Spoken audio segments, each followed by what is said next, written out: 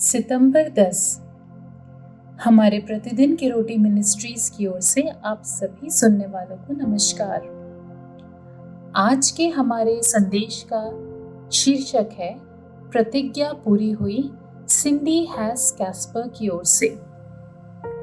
आज का जो पवित्र शास्त्र का भाग लिया गया है वो है लूका रचित सुसमाचार पहला अध्याय 26 से लेके 38 आयत तक।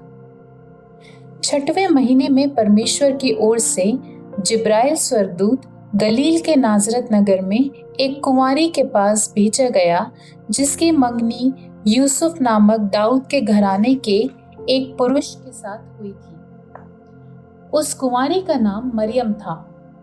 स्वर्गदूत ने उसके पास भीतर आकर कहा, आनंद और जय तेरी हो जिस पर ईश्वर का अनुग्रह हुआ है, प्रभु तेरे साथ है।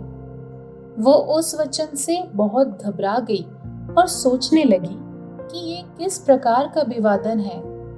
स्वर्गदूत ने उससे कहा, हे मरियम, भयभीत ना हो, क्योंकि परमेश्वर का अनुग्रह तुझ पर हुआ है। देख, तू गर्भवती होगी और तेरे एक पुत्र उत्पन्न होगा। तू उसका नाम यीशु रखना। वो महान होगा और परम प्रधान का पुत्र कहलाएगा। और प्रभु परमेश्वर उसके पिता दाऊद का सिंहासन उसको देगा और वो याकूब के घराने पर सदा राज्य करेगा और उसके राज्य का अंत ना होगा। मरियम ने स्वर्गदूत से कहा, ये कैसे होगा? मैं तो पुरुष को जानती ही नहीं।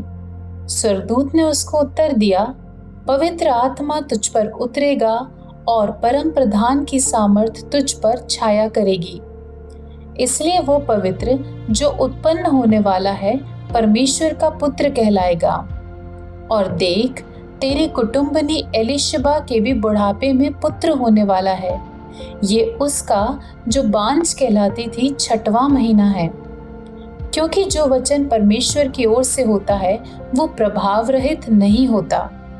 मरियम ने कहा, देख, मैं प्रभु की दासी हूँ, मुझे तेरे वचन के अनुसार हो। तब स्वर्गदूत उसके पास से चला गया। आइए इस भाग का मुख्य वचन देखते हैं जो लूका पहला अध्याय उसका 45वीं आयत में है। धन्य है वो जिसने विश्वास किया कि जो बातें प्रभु की ओर से उससे कही गईं वे पूरी होंगी। बचपन में मैं हर गर्मियों में अपने दादा दादी के साथ एक हफ्ते का मजा लेने के लिए 200 मील की यात्रा करता था।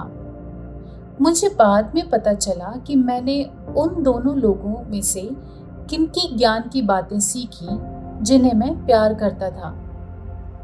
उनके जीवन के अनुभवों और परमेश्वर के साथ चलने से उन्हें ऐसे नजरिए मिले जिनकी कल्पना मेरा छोटा दिमाग अभी तक नहीं कर सकता था।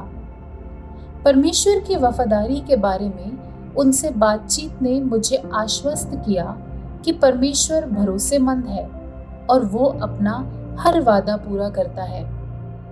जब एक स्वर्गदूत यीशु की माता मरियम से मिलने आया तो उस समय पर वो एक किशोरी थी। जिब्राइल के द्वारा लाया गया ये अविश्वसनीय समाचार अभिभूत करने के लिए रहा। फिर भी उसने अनुग्रह के साथ उस कार्य को स्वेच्छा से स्वीकार कर लिया। लेकिन शायद उनकी बुजुर्ग रिश्तेदार एलिशबा से मुलाकात, जो एक चमत्कारी गर्भावस्था के बीच में थी, उनसे उसे आराम मिला, क्योंकि एलिशबा ने जिब्राइल के शब्दों की उत्साहपूर्वक पुष्टि की कि वो प्रतिज्ञा किए हुए बच्चे मसीहा की मां थी। जैसे जैसे हम मसीह में बढ़ते और परिपक्व होते जाते हैं, जैसे मेरे दादा दादी करते थे, वैसे वैसे हम सीखते भी जाते हैं कि वो अपनी प्रतिज्ञाओं को पूरा भी करता है। उसने एलिशबा और उसके पति जकरिया के लिए एक संतान की अपनी प्रतिज्ञा को पूरा किया और वो पुत्र अर्थात यूहन्ना बपतिस्मा देने वाला उस प्रतिज्ञा का एक अग्रदूत बना जो सैकड़ों वर्ष पहले की गई थी। अर्थात वो प्रतिज्ञा जो मनुष्य जाति के भविष्य की दिशा को बदल देगी। प्रतिज्ञा किया हुआ मसीहा अर्थात संसार का उद्धार करता आ रहा है। अपनी प्रतिज्ञाओं को पूरा करने के लिए आप परमेश्वर पर भरोसा क्यों कर सकते हैं?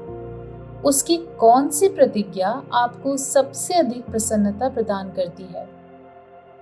हे प्यारे पिता, विश्वसनीय होने और अपनी प्रतिज्ञाओं को पूरा करने के लिए आपका धन्यवाद। आमीन।